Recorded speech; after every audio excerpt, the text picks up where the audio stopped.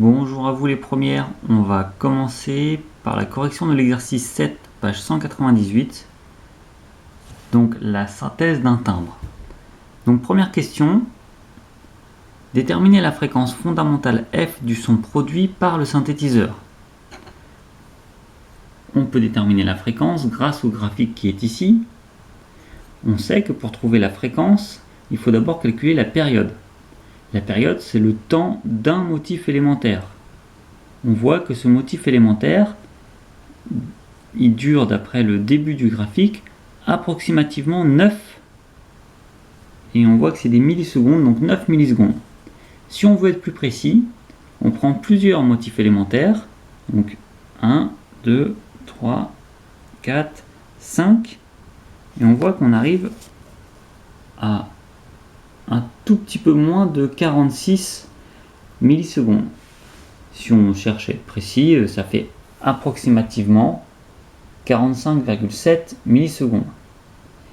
Et comme il s'agit de 5 périodes, on divise donc par 5 pour avoir le temps d'une période, ce qui nous fait 9,1 millisecondes. Le calcul de la fréquence, on peut le faire ensuite. Donc la fréquence fondamentale, c'est l'inverse de la période, donc on fait 1 sur 9,1, attention, 9,1 c'était en millisecondes, pour calculer la fréquence il faut mettre le temps en secondes, donc 9,1 fois 10 moins 3, on met bien les parenthèses quand on fait le calcul, avec la calculette s'il y a besoin, pour les parenthèses, et on obtient 110 Hz, donc la fréquence fondamentale est de 110 Hz. Deuxième question, déduisez les fréquences harmoniques Fn, donc c'est-à-dire F1, F2, F3, puisqu'on note très souvent la fréquence fondamentale F0. Donc F1, première harmonique, les harmoniques, je vous le rappelle, ce sont les multiples de la fréquence fondamentale. On fait donc 110 x 2, 220. Ensuite 110 x 3, 330. 110 x 4, 440. On a ici les fréquences des trois premières harmoniques. On aurait pu généraliser la formule de ce type. F0, la fréquence fondamentale, vaut 110 Hz. Les fréquences harmoniques sont donc du type n plus 1 fois F0. Quand n vaut 0, eh ben, Fn égale F0. Quand n vaut 1, F1 vaut 2 fois F0, ainsi de suite. Voilà pour la question 2. Alors, tracer à la calculatrice ou à l'aide d'un logiciel adapté l'évolution de l'amplitude du signal périodique au cours du temps, en tenant compte du fondamental et des trois harmoniques suivantes. Alors, j'ai pas fait le tracé, mais pas sur la feuille en tout cas. J'ai écrit ce qu'on devait écrire comme formule, parce que c'est surtout ça qui est attendu, c'est savoir écrire l'expression. Et je le fais grâce à ce qui est indiqué ici dans l'énoncé. Donc, l'expression est de la forme. On fait le produit de l'amplitude AN et du sinus 2πfn fois t.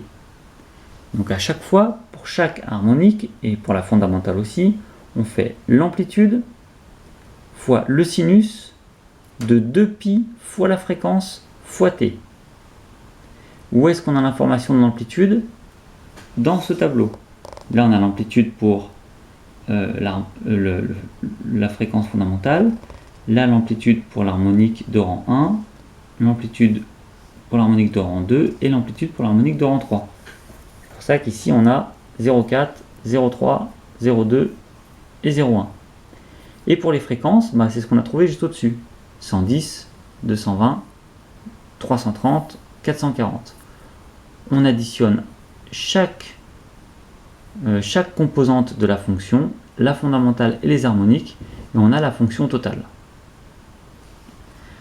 Dernière question, expliquez pourquoi l'allure obtenue n'est pas tout à fait similaire à la représentation graphique fournie. Donc ça, c'est la représentation graphique, et on s'aperçoit que si vous le faites à la calculette ou sur un autre logiciel ou à l'ordinateur, vous n'obtiendrez pas exactement ça. Et bien tout simplement parce que le tableau ci-dessous, on voit bien que c'est l'amplitude des trois premières harmoniques du signal et du fondamental. Et le son est probablement plus complexe et composé de plus que seulement trois harmoniques. Donc on peut répondre tout simplement, il manque des harmoniques à l'expression ci-dessus. On n'a utilisé que les 3 premières harmoniques plus le fondamental. Il manque d'autres harmoniques pour avoir ce graphique-là. Voilà pour l'exercice 7. On passe maintenant à la correction de l'exercice 8. Donc exercice 8, le niveau d'intensité sonore dans un concert. Je passe l'énoncé, vous savez le lire. La première question, si je résume un petit peu, il fallait calculer I, sachant que l'on connaît L. Donc calculer l'intensité sonore alors qu'on connaît le niveau d'intensité sonore. Donc on connaît le niveau d'intensité sonore, il est de 120 décibels à 5 mètres. Il faut donc calculer I, l'intensité sonore à 5 mètres. Donc pour ça, la formule qui est souvent donnée ou qu'on peut connaître, c'est L est égal à 10 log de I1 sur I0. Comment on trouve la formule qui permet de calculer I1? Alors soit parfois elle est donnée directement, soit on la prend par cœur, soit on sait enlever ce log, parce que finalement ce qu'on veut c'est calculer I1 qui est ici. Comment enlever le log? Il faut mettre 10 exposants, car 10 exposants log ça revient à enlever le logarithme. Donc première chose, le 10 qui multiplie le log, je le passe de l'autre côté. Ça fait L1 sur 10, c'est égal à log de I1 sur I0. Ensuite, si on fait 10 exposants L1 sur 10, et bien ici ça va faire 10 exposants log, ça veut dire que ça va enlever le logarithme. Donc 10 exposants L1 sur 10 est égal à I1 sur I0. Et ensuite si on veut I1, le I0 qui est là, on le met de l'autre côté et il multiplie. Donc ça fait I0 fois 10 exposants L1 sur 10. On remplace par les valeurs. I0 c'est l'intensité à partir de laquelle on peut entendre. Donc 10 moins 12. Et là c'était 120 décibels. Donc 120 décibels divisé par 10, ça fait donc 12. Donc ça fait 10 moins 12 fois 10 exposant 12. Ça fait 10 exposant 0. Et ça fait 1. Donc l'intensité, tout ça pour trouver 1. L'intensité sonore, c'est donc 1 watt par mètre carré. Voilà pour la première question. La deuxième, c'est vrai que ces exercices-là ne sont pas évidents, c'est assez mathématique. Et bon, vous mieux faire quelques exercices un peu durs pour bien maîtriser ensuite.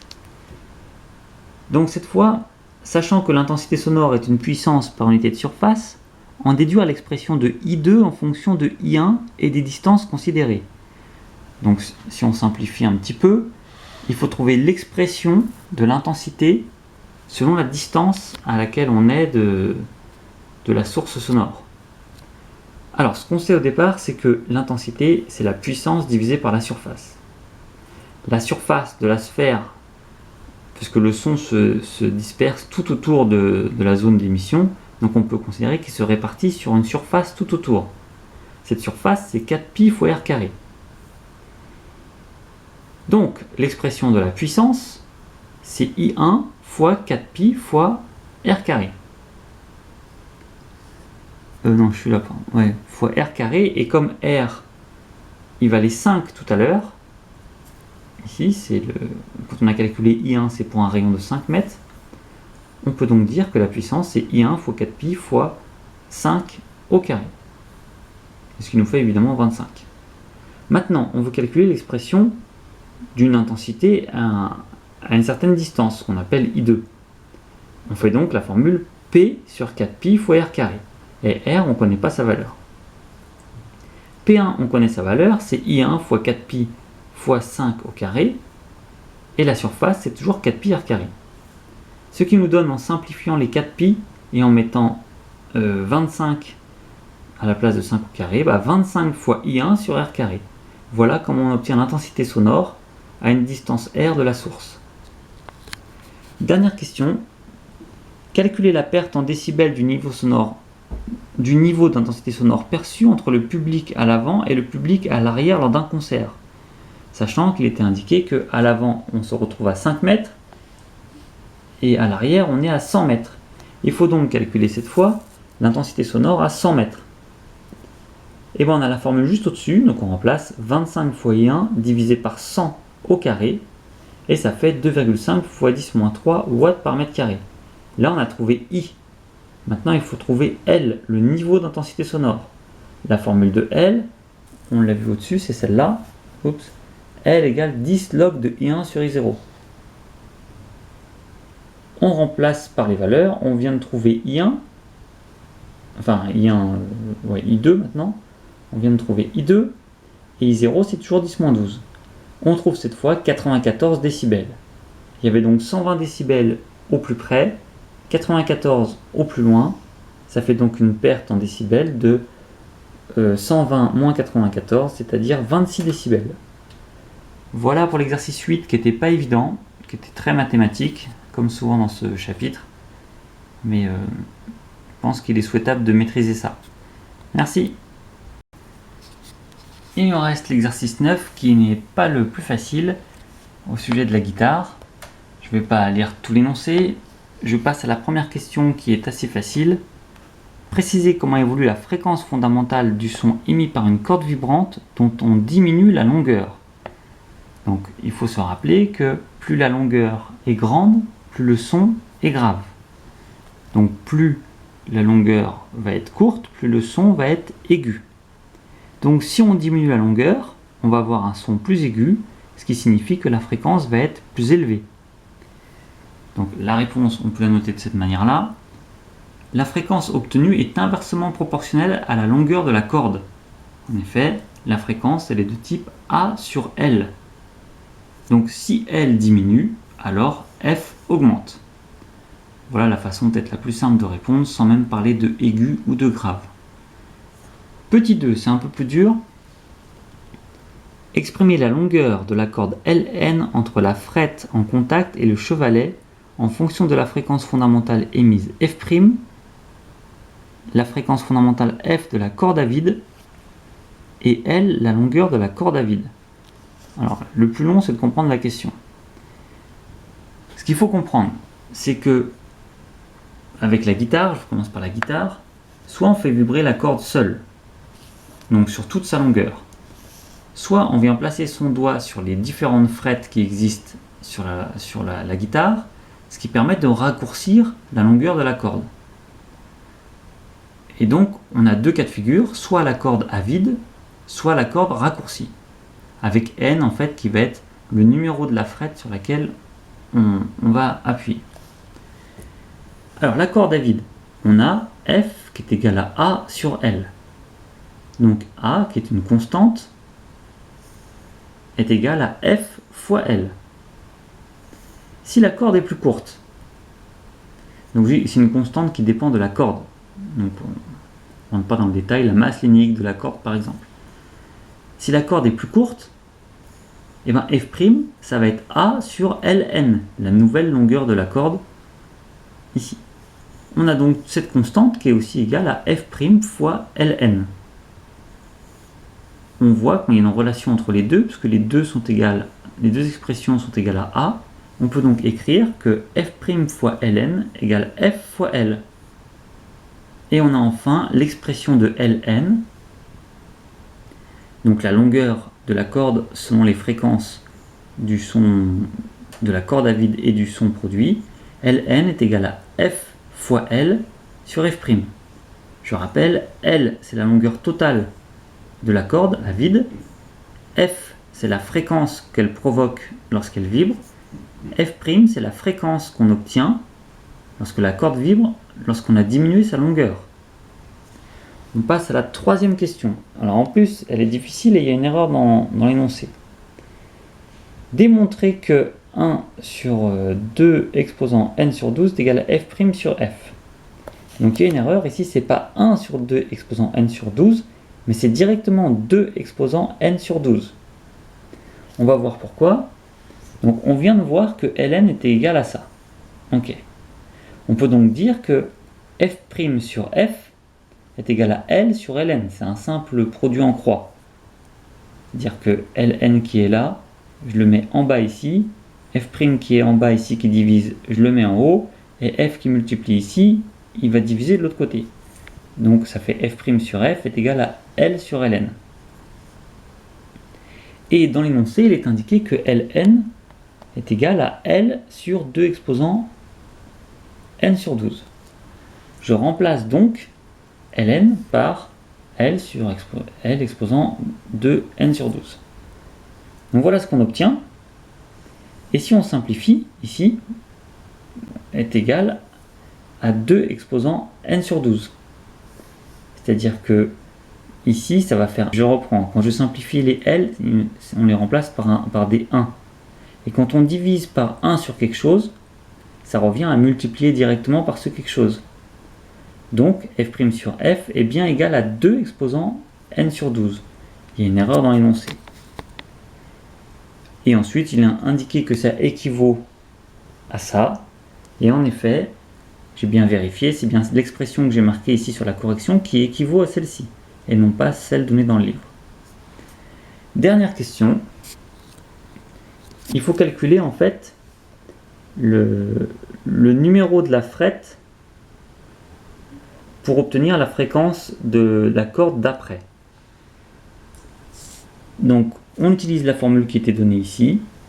Pour la corde 1, on remplace par les valeurs, 12 sur log de 2, log de 110. Alors pourquoi 110? Parce que la corde d'après, oui, pour la corde 1, la corde d'après c'est 110 Hz. Donc pour faire 110 Hz, qui est la corde d'après, on met 110 ici. Divisé par 82,41, ben oui, c'est f' sur f. F' c'est la fréquence de la corde d'après et f c'est la fréquence de la corde à vide. Donc j'ai bien pris 110 et 82,41. Donc 110 divisé par 82,41 et on obtient 5. Ça veut donc dire que il faut appuyer sur la frette numéro 5 de la corde 1 pour obtenir la fréquence fondamentale de la corde 2. Ainsi de suite, c'est le même principe de partout. Pour la corde 2, on fait le même calcul, sauf que pour la corde 2, on veut obtenir 146,83 et on a une corde qui a vite fait 110. Donc f', ça va être 146,83 et f, ça va être cette fois 110, puisqu'on est sur la corde 2. Et on obtient encore la frette numéro 5, etc. Et on s'aperçoit qu'il n'y a qu'une seule corde pour laquelle il faut prendre la frette numéro 4, c'est la corde numéro 4. Conclusion, frette numéro 5 pour chaque corde, sauf frette numéro 4 pour la corde 4. Donc ça, c'est à chaque fois pour obtenir la fréquence avec une corde qui correspond à la corde du dessus. Merci bien, au revoir.